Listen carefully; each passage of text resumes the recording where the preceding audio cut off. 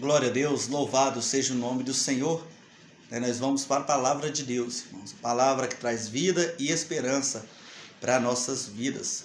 Irmãos, Lucas capítulo 7, versículo 11, uma palavra bem conhecida. O filho da viúva de Naim é ressuscitado. E aconteceu que no dia seguinte ele foi à cidade chamada Naim, e com ele uma grande e muitos dos seus discípulos, uma grande multidão.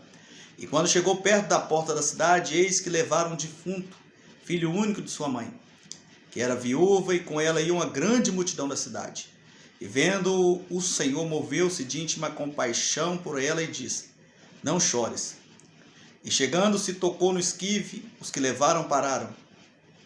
E disse: jovem, a te digo, levanta-te. E começou a falar e entregou a sua mãe. E todos apoderou-se de temor e glorificava a Deus, dizendo: um grande profeta se levantou entre nós, e Deus visitou o seu povo. Irmãos, é uma palavra maravilhosa da parte do Deus forte. Aqui a história vai narrar Lucas, um médico, passou por esse mesmo momento que Jesus passou também, de ver uma mulher que tinha acabado de enterrar o seu marido, tinha acabado de sepultar o marido, que é o homem da casa, essa única esperança. Agora ela passa pela segunda decepção de perca de um jovem, de um filho. A Bíblia diz que nesse mesmo dia,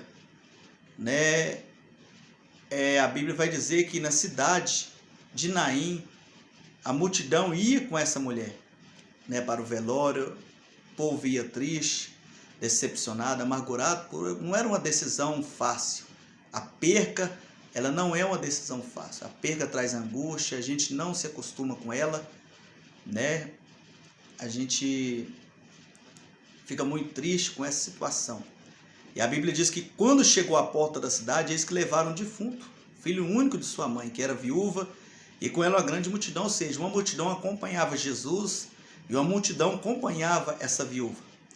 E o que nos chama a atenção, irmãos, é que de um lado a multidão que acompanhava a viúva estava triste, chorando, desesperado. Era um sofrimento, era uma angústia tremenda que ninguém podia tirar. Aliás, era um filho que ela tinha perdido, não era qualquer coisa. Só que me chama a atenção, irmãos, que se de um lado tinha angústia, do outro lado tinha alegria. Porque na outra multidão a Bíblia diz que o Senhor, a alegria do Senhor é a nossa força. Ou seja, se de um lado tinha a tristeza, do outro lado tinha alegria. Se de um lado tinha a morte, do outro lado tinha Jesus, que era o dono da vida. Se de um lado tinha a decepção, do outro lado tinha a solução. Se de um lado tinha o velório, do outro lado tinha a festa. O que eu quero dizer com isso? Você está indo para um caminho de tristeza, um caminho de dor, de angústia, de luto. Talvez você está vivendo isso. Mas a Bíblia diz que o Senhor chega na porta da cidade. Aleluia. O Senhor chega para acabar com todo sofrimento. O Senhor chega para acabar com toda decepção, com toda angústia, com todo desespero, com toda perca. Então a Bíblia aqui vai dizer que vendo o Senhor, e moveu-se de íntima compaixão para com ela e disse-lhe: não chores. Irmãos, eu me pergunto hoje, ninguém pode dizer para alguém não chorar se ela não passar por esse mesmo momento. Jesus aqui, eu creio que ele tocou no ombro dessa mulher e disse: ei, não chores. Não chores, porque eu posso trazer solução.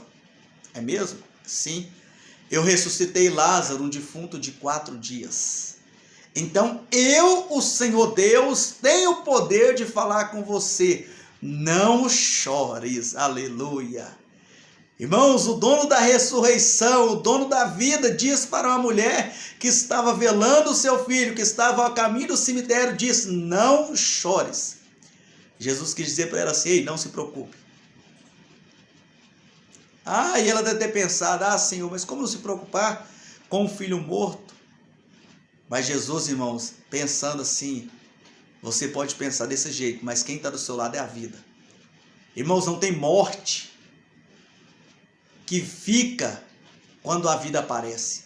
Não tem angústia que fica quando a alegria aparece. Não tem tristeza que aparece quando Jesus aparece. Não tem nada de ruim que fica quando a bondade de Deus aparece. Jesus nessa noite está movendo de íntima compaixão com o seu sofrimento, com a sua angústia, com a sua decepção, com o seu choro. O choro pode durar a noite inteira, mas a alegria vem ao amanhecer. Então, irmãos, a Bíblia vai dizer que Jesus moveu de íntima compaixão, diz para ela: não chores, ou seja, eu posso resolver o seu problema, eu posso resolver essa situação, eu posso resolver essa causa na justiça. Deus está falando aqui: eu posso resolver essa causa no casamento, eu posso resolver essa situação na sua vida, não chores, eu tenho a solução, eu tenho a resposta, eu tenho a chave da vitória nas minhas mãos, não chores. E a Bíblia vai dizer, irmãos, que e chegando-se tocou no esquife. Naquele tempo, irmãos, o morto, o povo judeu não podia tocar em morto, até hoje. Eles não podem tocar em morto, porque fica impuro. Mas deixa eu te dizer algo. A Bíblia diz, que Jesus tocou no esquife, ou seja, Deus ele quebra qualquer protocolo do diabo para te dar vitória. Deus ele não quebra princípios, mas quebra protocolo. Não podia tocar no morto porque a pessoa ficava inválido, ou seja, ele ficava impuro. Mas Jesus, o dono da pureza, tocou no morto. E a Bíblia diz, irmãos, aleluia, Jesus tocou e disse para o jovem: ei jovem, eu te digo, levanta-te. Ou seja, Jesus tocou, mas a ordem foi para o jovem levantar. Deixa eu te dizer algo, Jesus vai te dar um toque hoje.